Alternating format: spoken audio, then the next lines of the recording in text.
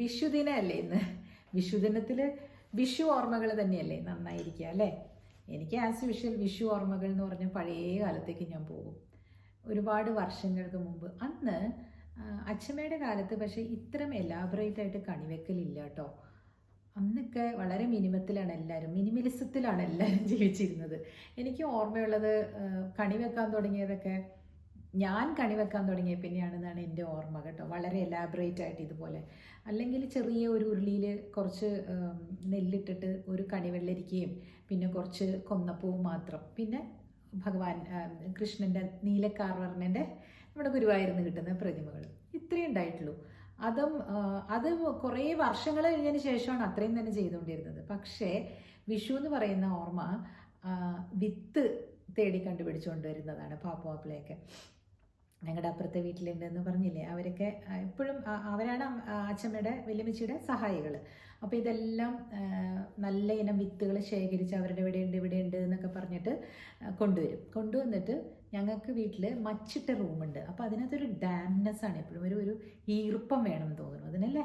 എന്നിട്ട് എന്നാൽ ഒരു വാംത്തും വേണം, ചൂടും വേണം, എന്തോ അതൊരു പ്രത്യേക രീതിയിലുള്ള ഒരു അറ്റ്മോസ്ഫിയറാണ് ആ റൂമിനകത്ത് തന്നെ. ഒരു പ്രത്യേക മണമാണ് അതിനകത്ത്, നിങ്ങൾക്ക് അറിയായിരിക്കും അല്ലേ. അപ്പോൾ അതിൽ കൊണ്ടുവന്ന് ഈ വിത്തിട്ടിട്ട് അത് മുളപ്പിക്കുന്നതും ഇതൊക്കെയാണ് എൻ്റെ ഓർമ്മ. പിന്നെ തലേ ദിവസമാണ് ഇവർ അധികം നമ്മുടെ ഇവിടെ കൃഷി ചെയ്താൽ കിട്ടാത്ത സാധനങ്ങളൊക്കെ വിഷുവിനും ആവശ്യമാണല്ലോ. ഉരുളക്കിഴങ്ങ്, പിന്നെ ഓണിയൻസ് വേണം, സവാള വേണം, അങ്ങനെയുള്ള സാധനങ്ങളൊക്കെ മാർക്കറ്റിൽ ചന്തയിൽ പോയി വാങ്ങിച്ചുകൊണ്ട് വരും വലിയ ചാക്കിൽ. ഈ പാപ്പാപ്പിള വാങ്ങിച്ചു കൊണ്ടുവന്ന് ഇവിടെ കൊണ്ടുവന്ന് ഇങ്ങനെ കുടഞ്ഞിടുന്നത് എനിക്ക് ഓർമ്മയുണ്ട്. വെണ്ടയ്ക്കൊക്കെ കുറച്ചൊക്കെ ഉണ്ടാവുള്ളൂ എന്ന് നമ്മുടെയൊക്കെ അവിടെ കേട്ടോ. അപ്പോൾ മിക്കവാറും തന്നെ കുറേ സാധനങ്ങൾ, ടൊമാറ്റോസ്, തക്കാളി, ഇതെല്ലാം. മത്തനൊക്കെ നമ്മുടെ വീട്ടിലുണ്ടാവും. മത്തനൊക്കെ കുറേ വർഷങ്ങളായിട്ട്, കുറേ നാളായിട്ട് അവിടെ ഇരിക്കുന്നതുണ്ടാവും, മൂത്തിട്ടുണ്ടാവില്ല. പിന്നെ അതിൻ്റെയും വിത്തൊക്കെ ആ സമയത്താട്ടോ ഇടുക. അങ്ങനെ കുറേ നേരിയ ചിതറിയ ഓർമ്മകളും നൊസ്റ്റാൾജിയൊക്കെ. ഈ 53-ാം വയസ്സിൽ അബുദാബിയിൽ ഇരുന്നായിരിക്കും ഞാനിതൊക്കെ പറയാന്നുള്ളത്. എന്താ അല്ലേ, നമ്മൾ ഓരോരോ സമയത്ത് ഓരോരോ സ്ഥലത്തായിരിക്കും. മദ്രാസിലുള്ള സമയത്ത് ഞാൻ ഒരുപാട് വലിയ രീതിയിൽ ഞാൻ കണി വെക്കുമായിരുന്നു. എൻ്റെ കയ്യിലൊരു റീലുണ്ടായിരുന്നു, ഞാൻ രാവിലെ ഇട്ടു അതിനകത്ത് കണി കാണും നേരം എന്നുള്ള പീലീലയുടെ ഒരു പാട്ട് സരിഗമ അവർ റിവൈവ് ചെയ്തെടുത്തതാണ് ഞാൻ അതിനകത്ത് ഇട്ടതെന്ന് തോന്നുന്നു. ഇട്ടതല്ല, ഞാനത് പാട്ട് കേൾക്കുന്നുണ്ട്, പാട്ട് ഞാൻ വെച്ചിട്ടുണ്ട്, എന്നിട്ട് എല്ലാവരും വന്ന് കണി കാണാൻ വേണ്ടിയിട്ട്. അപ്പോൾ അത് ആ വീഡിയോയിലുണ്ട്. സോ അത് കൊണ്ട് എനിക്ക് ഷോർട്സിലിട്ടപ്പോൾ അത് കോപ്പിറൈറ്റ് ഇഷ്യൂസ് ഉണ്ടെന്ന് പറഞ്ഞിട്ട് അത് അപ്ലോഡായില്ല. മീൻസ് ഇൻ ദ സെൻസ് ആർക്കും കാണിക്കണില്ലായിരുന്നു. അപ്പോൾ അത് ഞാൻ ഡിലീറ്റ് ചെയ്തു. പക്ഷെ അല്ലെങ്കിൽ എൻ്റെ പഴയ കണിയാണത് കേട്ടോ. ഞാൻ ഇടാം, ഒന്നും കൂടി ആ പാട്ട് റിമൂവ് ചെയ്തിട്ട് ഞാൻ ഇടുന്നുണ്ട് കേട്ടോ, കുറച്ച് കഴിഞ്ഞിടും. എല്ലാവരുടെയും കണികളൊക്കെ കണ്ട് മടുത്തിരിക്കുകയായിരിക്കും ആ വൈകുന്നേരം ആകുമ്പോൾ ഇടാം. അപ്പോൾ ഒന്ന് പോയി നോക്കൂ നിങ്ങൾ. സോ ഇതിനകത്ത് പറഞ്ഞതുകൊണ്ട് അതിൽ പോയി നോക്കണം കേട്ടോ. ചക്ക, ഇതിനകത്ത് എന്തൊക്കെ എൻ്റെ കൈ കിട്ടിയിട്ടുണ്ടോ അതെല്ലാം വെച്ചിട്ടുണ്ട്. ഒരു ഭയങ്കര ബ്രഹ്മാണ്ഡ എന്താ പറയുക, ബിഗ് ബഡ്ജറ്റ് കണിയാണത്. ബിഗ് ബഡ്ജറ്റ് മൂവി എന്നൊക്കെ പറയുന്ന പോലെ. ഇതൊക്കെ ഒരു പ്രത്യേക ഇഷ്ടങ്ങളാണ് എല്ലാവർക്കും അല്ലേ. ഇപ്പോൾ ഇൻസ്റ്റഗ്രാമും ഇതൊക്കെ വന്നതുകൊണ്ട് എല്ലാവരും ചെയ്യുന്നുണ്ട്. It's good. ഒരു സെലിബ്രേഷൻസ്, എല്ലായിടത്തും ഒരു സെലിബ്രേഷൻ മൂഡുണ്ട് അല്ലേ. അതൊക്കെ നന്നായിട്ട് തന്നെ ഇരിക്കട്ടെ. എല്ലാവരും ആഘോഷിക്കൂ. ഈ പ്രാവശ്യം ഞാൻ സദ്യ ഉണ്ടാക്കിയില്ല, കാരണം ഇന്നലെ കഴിച്ചു. ഒരു ക്ലൗഡ് കിച്ചണിൽ നിന്ന് ഇവിടെ വാങ്ങിച്ച് കഴിച്ചു. ഞാൻ ഉണ്ടാക്കണ പോലെ തന്നെയാണെന്ന് പറഞ്ഞ് ഞാൻ അരവിന്ദന് കൊടുത്ത് പറയാം. അല്ലല്ല, മോൾട്ടി ഉണ്ടാക്കണതിന് പ്രത്യേക ടേസ്റ്റ് ഉണ്ട്. ഞാൻ ഉണ്ടാക്കും, നന്നായിട്ട് ഉണ്ടാക്കും കേട്ടോ. Let me just tell you that. എനിക്ക് അത് അച്ഛമ്മ തരുന്നതാണെന്ന് ഞാൻ പറയും. എൻ്റെ അച്ഛനും പറയും വലിയമ്മച്ചി ഉണ്ടാക്കുന്ന അതേ ടേസ്റ്റ് ഞാനുണ്ടാക്കുമ്പോൾ വരുന്നുണ്ടെന്ന് പറയും. ബിക്കോസ് ഞാനത് എപ്പോഴേക്കോ ഞാനിങ്ങനെ നോക്കി കണ്ട് പഠിച്ച് കാണും, അതുകൊണ്ടായിരിക്കാം. പിന്നെ അമ്മയുടെ വീട്ടിൽ പോകുന്ന ഓർമ്മയുണ്ട് കേട്ടോ എനിക്ക്. വിഷുവിനൊക്കെ ഞങ്ങൾ ചെറുപ്പമല്ലേ, അതിന് മുമ്പേ ഒരാഴ്ച മുമ്പേയൊക്കെ അമ്മ പോയിട്ട് വരും. എന്തിനാണെന്നറിയാം, ഞങ്ങൾക്ക് വിഷുവിൻ്റെ പടക്കം അവിടെ എടുത്ത് വെച്ചിട്ടുണ്ടാവും. കുഞ്ഞുമോൻ ചേട്ടൻ, അമ്മയുടെ ബ്രദറിൻ്റെ മകൻ, അവരാണ് ആ കമ്പനി നടത്തുന്നത്, ക്രാക്കേഴ്സിൻ്റെ. അപ്പോൾ ഇതുണ്ടാവും, കമ്പിത്തിരി, മത്താപ്പ്, പിന്നെ ഇങ്ങനെ ചക്രം, ഇതൊക്കെ അമ്മ കൊണ്ടുവരും അവിടെ നിന്ന്. അച്ഛനും അമ്മയും കൂടെ നേരത്തെ പോകും, ഒരാഴ്ച മുമ്പൊക്കെ. ചിലപ്പം പർച്ചേസ് ചെയ്യാനായിട്ട് എറണാകുളത്ത് പോയിട്ട് അവിടെ നിന്ന് ജങ്കാറ് കയറി അങ്ങനെയൊക്കെ. ഞങ്ങൾ കാറ് വന്നു കഴിഞ്ഞപ്പോൾ ഞങ്ങളെയും കൊണ്ടുപോകാറുണ്ട്. അത് കഴിഞ്ഞ് ഇവിടെ വന്നിട്ട് തലേ ദിവസം നമ്മൾ ഇതൊക്കെ പൊട്ടിച്ച് ആഘോഷിക്കും. പടക്കം കുറേ ഉണ്ടാകും. അതൊക്കെയായിരുന്നു ഓർമ്മകൾ. വിഷു എന്ന് പറയുന്നത് അതാണ്. ഇവിടെയൊന്നും ഇപ്പം നമുക്കിപ്പോൾ അതൊന്നും പറ്റില്ലല്ലോ.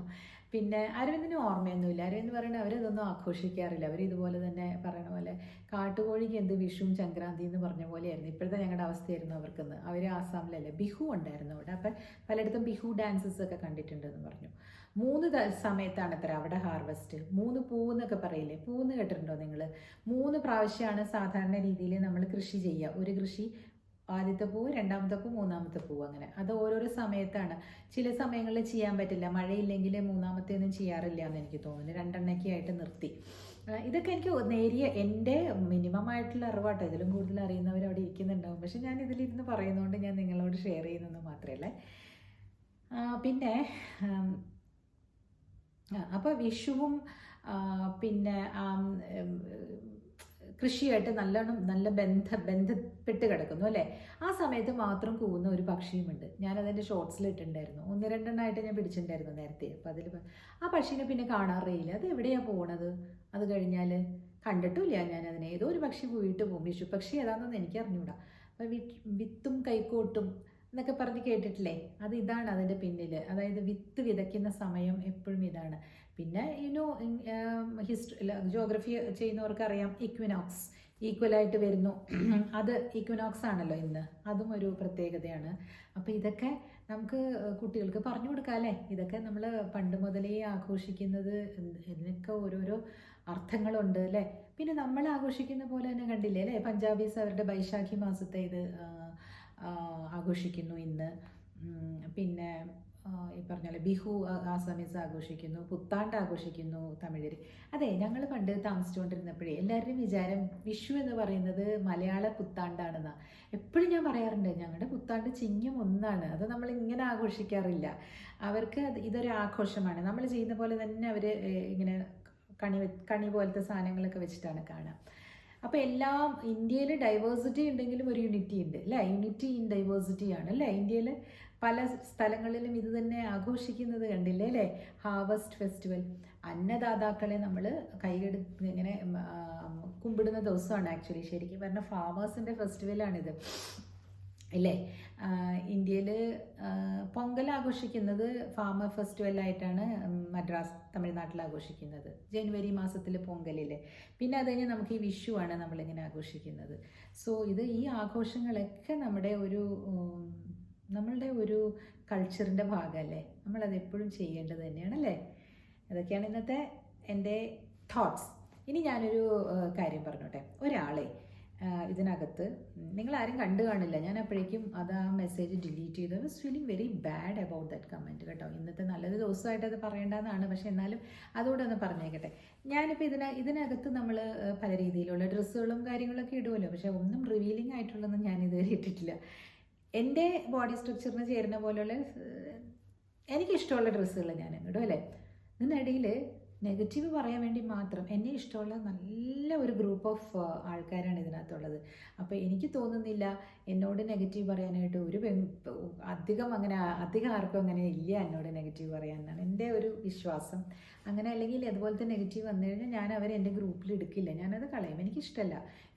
ഞാൻ എന്തിനാ നെഗറ്റീവായിട്ടുള്ള ആൾക്കാരെ വെക്കുന്നത് അല്ലേ. I don't want that kind of people around me. എനിക്ക് എല്ലാം പോസിറ്റീവ് ആയിരിക്കും. അവരെന്നോട് പറഞ്ഞു, അത് ഞാൻ ഡിലീറ്റ് ചെയ്തു കേട്ടോ കമൻറ്റ്. ഞാൻ എന്ന് ഇട്ടതാണെന്ന് ഞാൻ പറയാം. കഴിഞ്ഞ ദിവസം ഞാൻ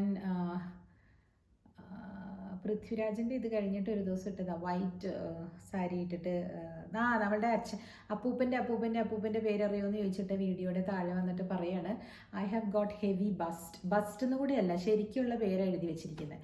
അതുകൊണ്ട് ഒരു ഡ്രസ്സും എനിക്ക് ചേരുന്നില്ല. അതുകൊണ്ട് വേറെ ഏതെങ്കിലും ഒരു രീതിയിൽ ഇതിനെ ഒന്ന് മറയ്ക്കാൻ ശ്രമിക്കുന്നു. ഇതെന്തിനാണ് ഞാൻ മറയ്ക്കാൻ ശ്രമിക്കുന്നത്? ഞാൻ അഭിമാനിക്കുന്നു ഞാൻ സ്ത്രീ എന്നുള്ള രീതിയിൽ കേട്ടോ. അതുകൊണ്ട് ആ ഇട്ട ആള് ഷീല എബ്രഹാം എന്നുള്ള പേരിലാണ് കേട്ടോ അവരിട്ടിരുന്നത്. അത് ആണാണോ എന്ന് പോലും അറിയില്ല. എന്നിട്ട് 2-3 ലവ് ചിഹ്നവും ഉണ്ടായിരുന്നു. എനിക്കത് ഡിസ്ഗസ്റ്റിംഗ് ആയതുകൊണ്ട് ഞാൻ ആ നോട്ടിഫിക്കേഷൻ വരെ അതിൽ നിന്ന് റിമൂവ് ചെയ്തു. അവരെ എനിക്ക് തോന്നുന്നു ബ്ലോക്ക് ചെയ്തിട്ടുണ്ടെന്ന് തോന്നുന്നു. നിങ്ങളുടെ അടുത്ത് ഞാൻ സംവദിക്കുന്നത് എൻ്റെ സഖിമാർ എന്നുള്ള രീതിയിലാണ്. ഞാൻ അവിടെ ആണുങ്ങൾ എന്നെ കേൾക്കുന്നുണ്ടെന്ന് പോലും I'm not bothered. Because എന്നോട് ഇഷ്ടമുള്ള ആണുങ്ങൾ മാത്രമേ അത് കേൾക്കുള്ളൂ. എന്നെ അധികം പേർക്ക് അക്സെപ്റ്റ് ചെയ്യാൻ പറ്റില്ല എന്ന് ഞാൻ പറയാറില്ലേ. ജെൻസിന്. It's okay for me. പക്ഷെ ഞാൻ പറഞ്ഞു തരുന്ന കാര്യം, എന്തിനാണ് അങ്ങനത്തെ കമൻസ് ഇടുന്നത്? ഈ ഒരു പാർട്ട് അല്ലേ, ഈ ഒരു ഭാഗം നമുക്ക് എന്തിനു വേണ്ടിയിട്ടാണ് ദൈവം തന്നിരിക്കുന്നത്? കുഞ്ഞുങ്ങൾക്ക് മുലയൂട്ടാൻ വേണ്ടിയിട്ടാണ് അല്ലേ? അവർക്ക് പലർക്കും പല സൈസിലായിരിക്കും അത് ഉണ്ടാവുക, ചിലർക്ക് ഉണ്ടാവേ ഇല്ല. What the hell that lady meant by that അല്ലേ? നിങ്ങളൊന്ന് ആലോചിച്ച് നോക്കൂ. എല്ലാ സ്ത്രീകൾക്കുള്ള ഒരു ശരീരഭാഗമാണത്. അതിനെയൊക്കെ ഇങ്ങനെ കമൻറ്റ് ചെയ്യുക എന്ന് പറഞ്ഞാൽ, അതും ഇത്രയും 53 വയസ്സായ എന്നെ കമൻറ്റ് ചെയ്യുമ്പോൾ, അത് ആണാണെങ്കിലും പെണ്ണാണെങ്കിലും സമൂഹത്തിൽ നിന്ന് അവരെങ്ങനെയായിരിക്കും മറ്റുള്ളവരെ നോക്കുന്നുണ്ടാവുക അല്ലേ? ദൈവത്തെ ഓർത്ത് അങ്ങനെയുള്ള കമൻസ് ഇടാനോ, വേറെ ആരുടെയാണ്, എൻ്റെ വീട് വേറെ ആരുടെയാണെങ്കിലും ഇതിൽ പോയിട്ട് ഇപ്പോൾ ഈ ഇടയ്ക്ക് ഒരു ആക്ടർ, ഒരു ലേഡി വന്നിട്ട് കുറച്ച് വണ്ണമുണ്ട് അവർക്ക്, അവർ ഇത് ദുപ്പട്ട ഇടാതെ വന്നിരിക്കുന്നു. So what? അതിൻ്റെ അടിയിലുള്ള കമൻസ് കാണണം. നിങ്ങൾക്ക് ദുപ്പട്ട ഇട്ടിട്ട് വന്നൂടെ, നിങ്ങളുടെ ശരീരത്തിൻ്റെ വികലത മനസ്സിലാക്കിക്കൂടെ? ഷെടാ, ഇതെങ്ങനെ വികലതയാകുന്നത്? എനിക്കിതിനകത്ത് വളരെ ശക്തമായിട്ട് എനിക്ക് പറയണമെന്നുണ്ട്. അപ്പോൾ എൻ്റെ ചാനലിലല്ലേ എനിക്ക് പറയാൻ പറ്റുള്ളൂ. ഈ കമൻറ്റും കിട്ടിയപ്പോൾ ഞാൻ വിചാരിച്ചു ഇത് പറയണമെന്ന്.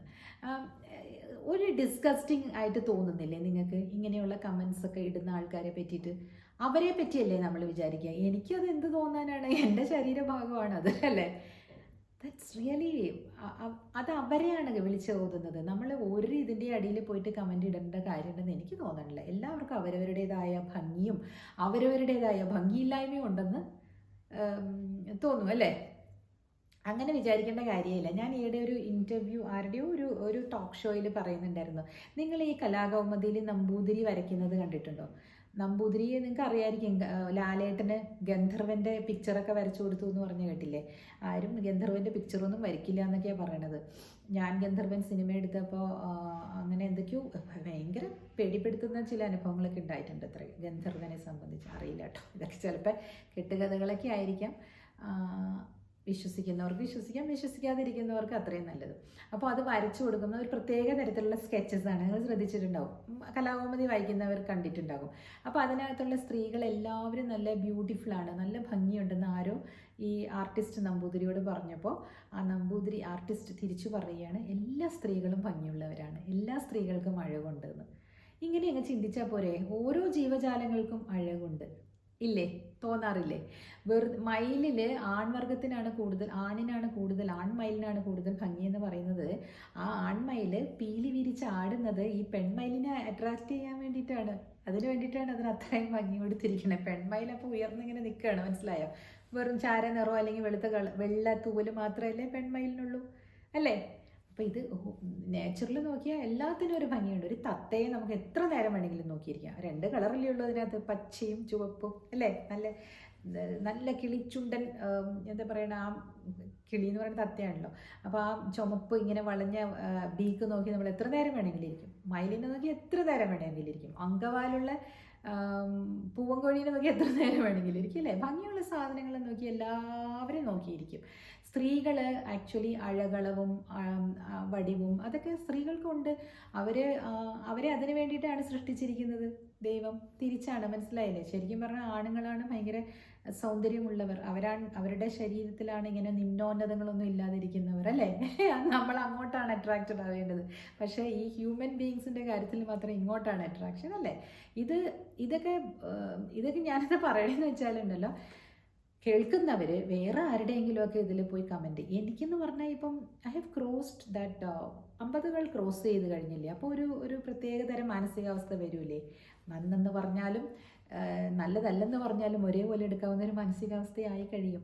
അപ്പോൾ അങ്ങനെ എന്നെ കമൻറ്റ് ചെയ്യുന്നവർക്കും അങ്ങനെ ഒരു മാനസികാവസ്ഥ വരേണ്ടതല്ലേ? 50+ ഉണ്ടോയെന്ന് എനിക്കറിയില്ല.